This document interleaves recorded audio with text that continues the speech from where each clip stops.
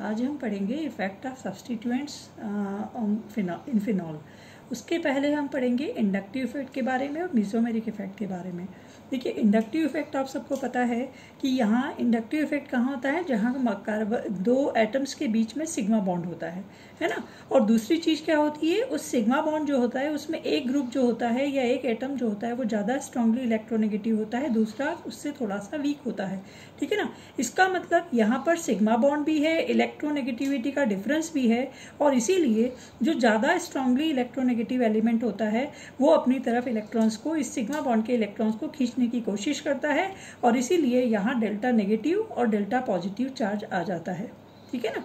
तो इस तरीके से इंडक्टिव इफेक्ट में सिग्मा बॉन्ड है और साथ ही साथ ये इलेक्ट्रोनेगेटिविटी का डिफरेंस है, डेल्टा नेगेटिव पोलैरिटी यहाँ पर आ गई है, डेल्टा थोड़ी मात्रा में आई है, डेल्टा नेगेटिव डेल्टा पॉजिटिव है, और इसलिए इंडक्टिव इफेक्ट जहाँ कहीं भी होगा किसी भी एलिमेंट में, किसी भी मॉलिक्यूल में, वो हमेशा एक परमानेंट इफेक्ट कहलाता है। ठीक है ना। इसीलिए अगर आप इंडक्टिव इफेक्ट की डेफिनेशन देना चाहें तो आप क्या बोलेंगे कि यहाँ पर पोलैरिटी होती है क्योंकि इलेक्ट्रोनेगेटिविटी का डिफरेंस होता है, और इसीलिए ये कंपाउंड जो ये क्या है आपके पास इंडक्टिव इफेक्ट कहलाता है, और ये फिर पीछे पूरे चेन में भी जाता है। जैसे ये कार्बन पॉजिटिव हुआ तो वो पीछे वाले से खींचेगा तो वो पॉजिटिव हो जाएगा, फिर वो पीछे वाले से खींचेगा वो पॉजिटिव हो जाएगा, मतलब ये इफेक्ट जो है पीछे चेन तक जाता है। ठीक है ना। अब क्या होगा कि जो यहाँ इलेक्ट्रोनेगेटिविटी का डिफरेंस है, जो भी ग्रुप या जो भी मॉलिक्यूल या भी एटम यहाँ पर जुड़ा हुआ है, अगर वो कार्बन को इलेक्ट्रॉन देता है, कार्बन की तरफ इलेक्ट्रॉन देता है तो वो प्लस आई इफेक्ट दिखाता है। जो कार्बन से इलेक्ट्रॉन्स खींच रहा है वो आपका क्या कहलाता है, ये वाला ग्रुप जो है हमेशा कैसा होगा, जो कि कार्बन से इलेक्ट्रॉन खींच रहा है वो माइनस आई इफेक्ट दिखाता है। ठीक है ना। तो प्लस इफेक्ट वाले अब आपके पास कौन कौन से ग्रुप हो गए, जैसे ये NO2 है, फ्लोरीन है, क्लोरीन है, ब्रोमीन है, आयोडीन है, OH है ना, C2H5 है, तो ये आपके पास C6H5 ग्रुप है।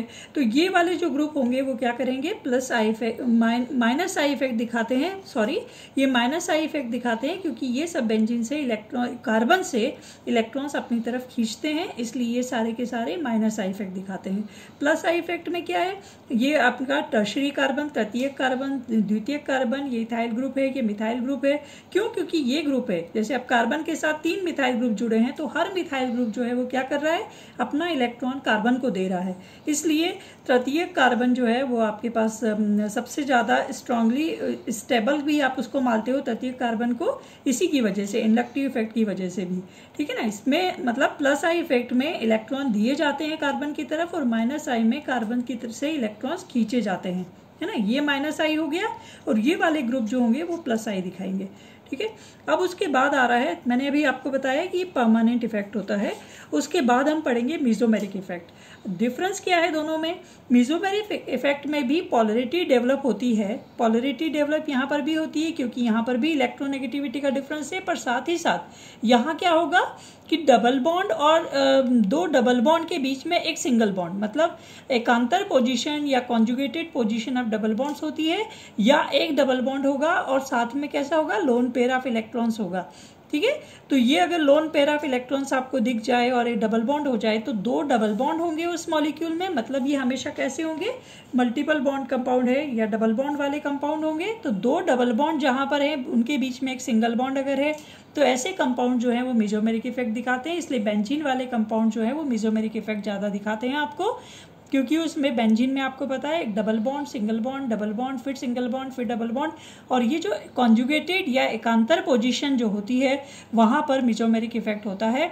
अगर आपके पास डबल बॉन्ड 2 नहीं है तो एक डबल बॉन्ड हो और साथ में एक लोन पेयर ऑफ इलेक्ट्रॉन अगर आ जाए तो वो कंपाउंड जो है वो भी क्या दिखाएगा आपके पास, मेसोमेरिक इफेक्ट दिखाता है। इसमें भी वैसे ही जैसे पीछे वाली चेन में जैसे यहाँ पर पॉजिटिव चार्ज गया, वैसे ही यहाँ पर भी चार्ज का इंडक्टिव इफेक्ट की तरह ही पास होता है चार्ज यहाँ पर। अब यहाँ पर मेसोमेरिक इफेक्ट जो होता है ये भी एक परमानेंट इफेक्ट होता है क्योंकि इलेक्ट्रोनेगेटिविटी का डिफरेंस है, दोनों डबल बॉन्ड्स भी हैं या एक डबल बॉन्ड एक लोन पेयर ऑफ इलेक्ट्रॉन उस मॉलिक्यूल में है, इसलिए ये भी एक परमानेंट इफेक्ट रहता है। अब देखिए, जैसे कार्बोनिल कंपाउंड है तो कार्बोनिल कंपाउंड में क्या हो रहा है, ऑक्सीजन ने लोन पेयर ऑफ इलेक्ट्रॉन, ये जो आपके पास पाई इलेक्ट्रॉन है यहाँ पर इसने खींचे। अब देखिए डिफरेंस क्या है, यहाँ पर तो आपको डेल्टा पॉजिटिव डेल्टा नेगेटिव मिल रहा था क्योंकि पूरे इलेक्ट्रॉन ट्रांसफर नहीं हो रहे थे, बॉन्ड सिग्मा था। पर यहाँ पाई बॉन्ड है, पाई बॉन्ड में ये जो एरो मेसोमेरिक इफेक्ट जो दिखाया जाता है वो एक एरो से दिखाया जाता है।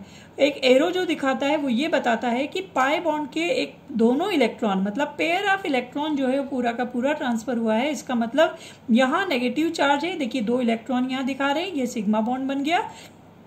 तो मेसोमेरिक इफेक्ट हमेशा एक एरो से दिखाया जाता है और साथ ही साथ यहाँ पर क्या होता है, दोनों इलेक्ट्रॉन पाई इलेक्ट्रॉन्स ट्रांसफर हो जाते हैं और चार्ज पूरा तरह से बन जाता है नेगेटिव और पॉजिटिव एंड।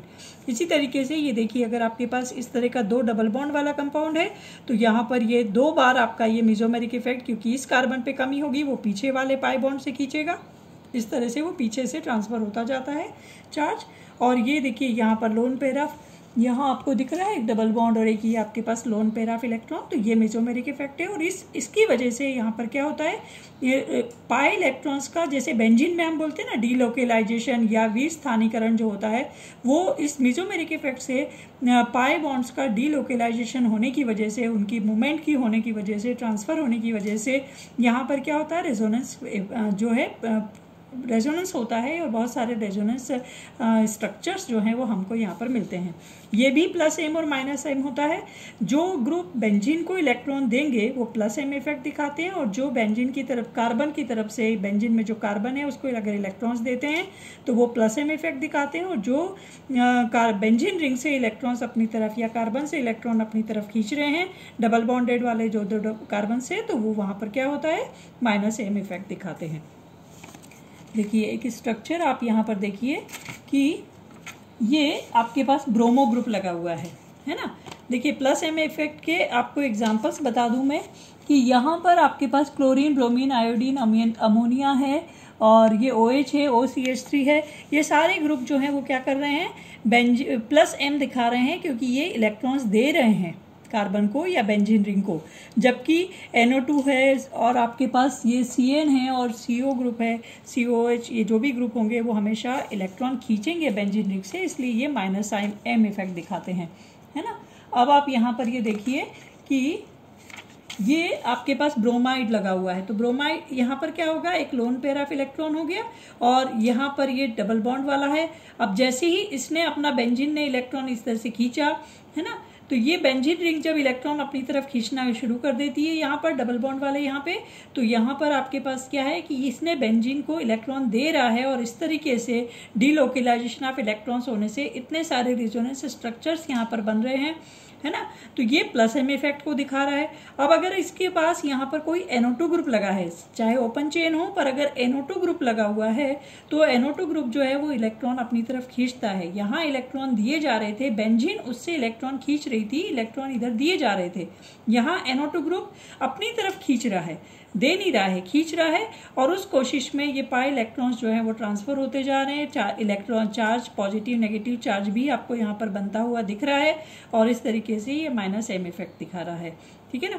तो ये भी एक परमानेंट इफेक्ट कहलाता है। एक और आप डिफरेंस देख लीजिए, एक कहता है इलेक्ट्रोमेरिक इफेक्ट। ये इलेक्ट्रोमेरिक इफेक्ट जो होता है मल्टीपल बॉन्ड्स जहाँ है, डबल बॉन्ड, ट्रिपल बॉन्ड जहाँ पर होते हैं वहाँ पर ये होता है। अब ये जैसे यहाँ पर हो रहा है, ये चार्ज यहाँ पर भी पूरी तरह ट्रांसफर हो रहा है, पर ये एक टेम्पररी इफेक्ट है। क्यों? क्योंकि ये उसी समय परफॉर्म होता है, उसी समय ये चार्ज क्रिएट होते हैं जब इसके कॉन्टेक्ट में किसी रिएजेंट को लाया जाए। जैसे कि इथिलीन के केस में CH2 डबल बॉन्ड CH2 अगर है तो उसमें कोई चार्ज आपको नहीं दिखता है, परंतु जैसे ही उसके केस में किसी रिएजेंट को उसके पास लेके आते हैं उसमें चार्ज आपको दिखने लग जाते हैं, प्लस और -m बन जाता है। तो इलेक्ट्रोमेरिक इफेक्ट एक टेम्पररी इफेक्ट होता है। Thank you.